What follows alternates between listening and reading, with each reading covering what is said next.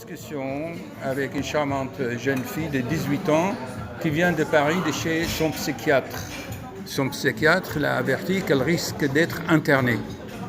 Et en étant internée, on sera obligé de la surveiller quand elle doit avaler ses cachets. Donc elle sera droguée déjà par les cachets. Voilà. Mais alors, on lui a posé la question, mais pourquoi tout cela? Quels sont les diagnostics? C'était quoi les diagnostics? Dépression, hypersensibilité, HPI, HPE. C'est quoi HPE? C'est haut potentiel émotionnel. Et quoi encore? Et on veut vous interner pour ça?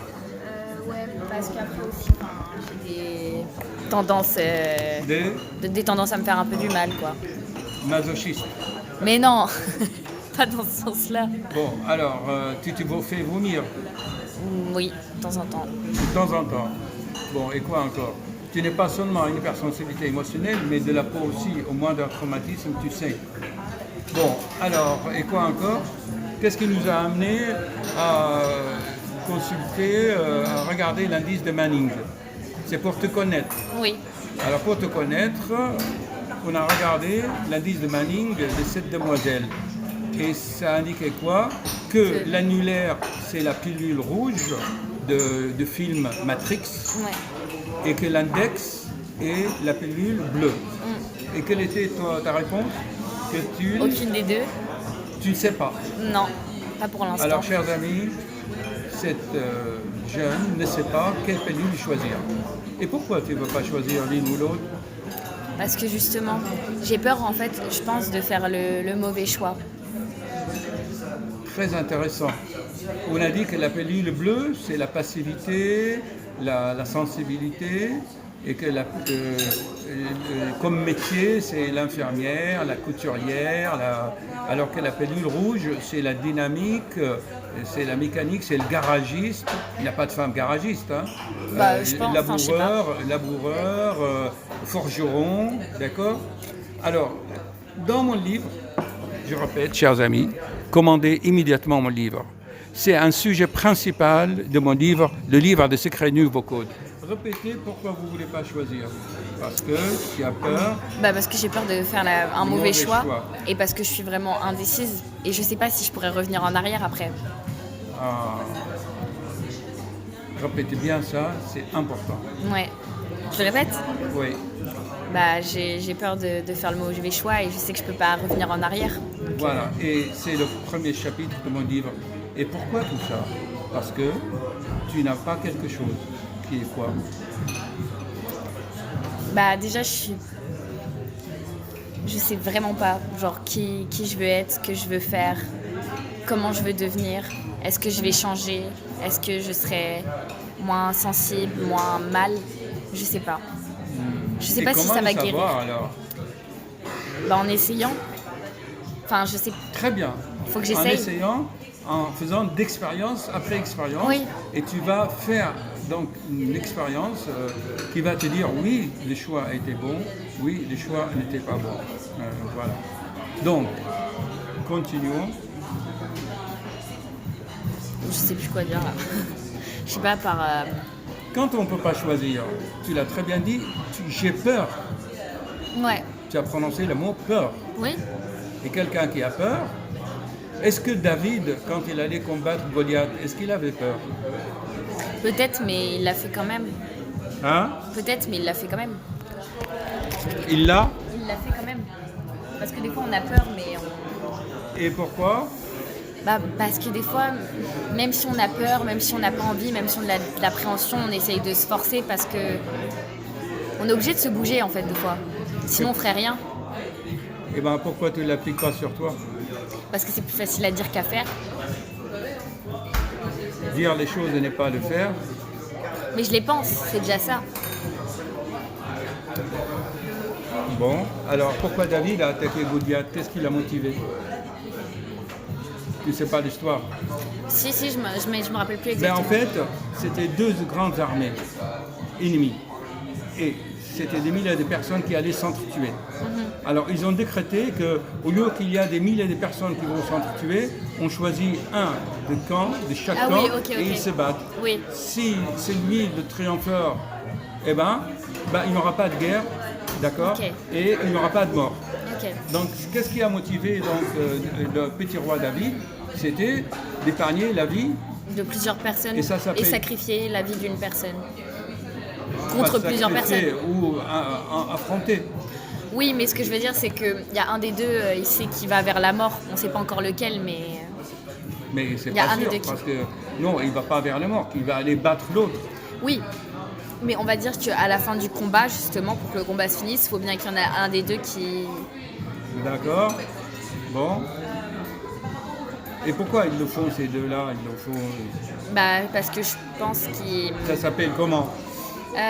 ils se sont sacrifiés, entre guillemets. Ils ne se sacrifient pas parce qu'ils vont se battre. Bah, Ils ont choisi, ils ont décrété, ils ont oui, décidé. c'est justement... Bah, c'est Qu'est-ce de qui la... les a C'est de la... poussés? Bah, c'est au lieu que des milliers de personnes meurent, ils ont Et décidé ça que... s'appelle comment? Bah, justement, c'est...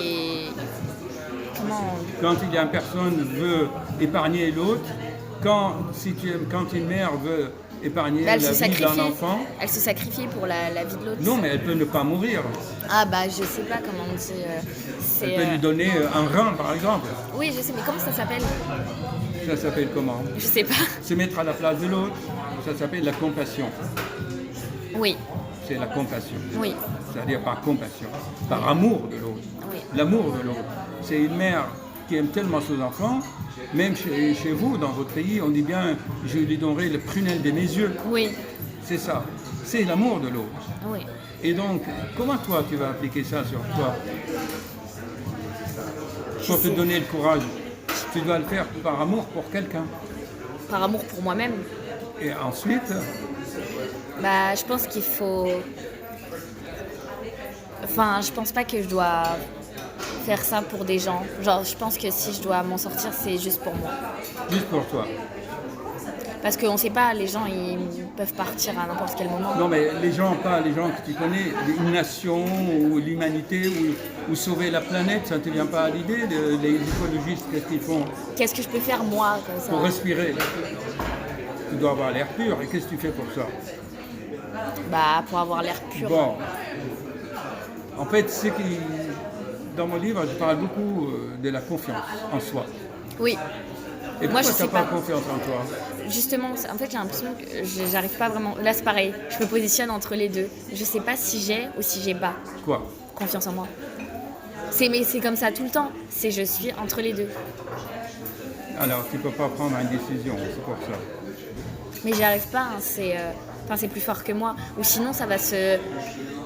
C'est par exemple un jour sur deux. Un jour, j'ai confiance en moi, je suis capable de faire plein de choses. Et un autre jour, je me déteste. Je sais que j'arriverai pas à faire ça. J'arriverai pas à me battre pour continuer. C'est comme ça. C'est des hauts et des bas tout le temps. Tout le temps. Et si tu avais une baguette magique, qu'est-ce que tu aurais fait pour guérir quelqu'un qui est comme ça? Comment tu pouvais l'aider si tu étais toi le psychiatre? Qu'est-ce que tu dirais à cette personne? En fait, la sensibilité, c'est pas un défaut normalement, mais pour moi, si, parce que. Mais qu'est-ce que tu dirais à cette personne qui n'arrive pas à prendre une décision? Bah justement. Enfin, si j'avais une baguette magique, du coup, j'aimerais effacer beaucoup de choses et j'aimerais être beaucoup moins sensible parce que ce qui crée justement ça, c'est aussi ma sensibilité. Je prends beaucoup trop de choses à cœur et c'est malgré moi parce que j'ai pas envie, mais j'aimerais en faire ma qualité, ma sensibilité, mais j'ai du mal. C'est plus un défaut en ce moment. Mais tu as dit quelque chose de très bien, c'est qu'en faisant des expériences, tu commences par prendre une décision pour une affaire simple qui ne risque pas grand-chose. Un exemple, là, vous avez pris la décision de venir. Est-ce que tu as eu peur? Est-ce que c'est une expérience? Oui, mais parce que c'est quelque chose qui... Enfin, je me sens bien là. C'est pas quelque chose de stressant. Bien. On peut ajouter autre chose? Je sais pas. En fait, je vais te l'expliquer. Il faut que tu saches que dans la vie, il y a des règles, il y a des lois. On appelle ça, dans mon livre, les lois cosmiques. Il y en a 3 ou 4. C'est la loi de la gravitation, la loi de l'affinité et la loi de la réciprocité. Si tu fais une chose, tu auras une réaction. C'est-à-dire, tu auras autre chose. C'est la relation de cause à effet. Si j'appuie sur un bouton, la lumière va s'allumer. Oui. D'accord? Et si s'il y a quelque chose de très léger, il va monter vers le haut. Quelque chose de très lourd, il va descendre. Oui, c'est la gravité. Et les pensées obéissent à cette loi, les pensées. Oui. Parce que les pensées, ils ont une nature électronique, Oui. électromagnétique. C'est-à-dire plus on a des pensées lourdes et mauvaises. Plus tu descends vers le bas. Exactement. Tu t'entraînes vers le bas. Ouais. Voilà. Alors maintenant que tu connais ces lois, maintenant, est-ce que tu peux prendre une décision en fonction de ces lois? C'est-à-dire qu'il faudrait penser positif la plupart du temps. Et qu'est-ce qu'il est écrit dans la première page de mon livre, là, ici? Lis-le à haute voix. On veut tous le bien et la lumière, une possibilité d'accès à la connaissance. Ils forment avec le beau et le vrai des transcendantaux Oui. convergents. L'éthique a pour finalité l'âme. Tu as 18 ans, tu as le bac et tu n'arrives pas à dire ça, de Platon? Mais parce que je suis stressée. Oui, tu l'as lu? Oui. Alors maintenant, conclusion. Qu'est-ce qui t'empêche de prendre une décision? Est-ce que maintenant tu prends une décision si tu appliques les lois? Je pense que C'est un seul mot. je sais pas. Mais si tu prends une décision pour faire le bien, il n'y a pas de mal. Oui. Les lois vont aller avec toi. Oui. C'est-à-dire les lois de la nature vont te soutenir Oui. pour réaliser. Oui. Bien sûr, si tu prends une décision pour faire le mal à l'autre, de lui faire une piqûre pendant qu'il danse, Oui. il va lui récolter l'acte Ça des s'appelle résultats. le karma. Oui, si tu veux, le karma, c'est les lois de la création. Oui. Ce qu'il fait à l'autre, C'est-à-dire que plus on fait le mal, plus on va être... plus il va descendre plus bas, plus il va récolter ce qu'il a semé, ce qu'il fait à l'autre, quelqu'un va lui faire. Ok. Et lui, il a piqué la jeune fille hier. Oui. C'est ça? Ouais. Et bien, demain, il sera peut-être piqué par un serpent. Oui, je Ou vois. peut-être il sera piqué, il aura un accident. Oui. Parce que pourquoi? Parce qu'étant donné que ses pensées, c'est le mal, Oui. ça va Il a l'entraîner attiré- vers le bas, Il a attiré ça vers lui, en fait. il va attirer ça vers lui, et les lois vont lui rendre les résultats de son action. Maintenant, en partant de cela, Oui. est-ce que maintenant, tu peux prendre une décision? Et Une quel décision... genre de... Décision au niveau de quoi? Du tout. Dans une affaire, comment tu vas prendre une décision? Je sais que j'arrive à en prendre, mais la plupart du temps, c'est compliqué. Mais c'est simple. Si l'affaire a des qualités de bien, Oui. tu peux décider, puisque ta décision, au moment où tu prends... En fait, ce qui compte, c'est l'état d'esprit dans lequel tu prends la décision. Oui, Mais ok. une fois que tu as pris la décision, ça t'échappe, ce n'est plus sous ton contrôle. Oui. Tu prends une décision d'aller à Paris, Oui. d'accord? Mais le fait d'arriver à Paris, ça ne dépend plus de toi. Pourquoi?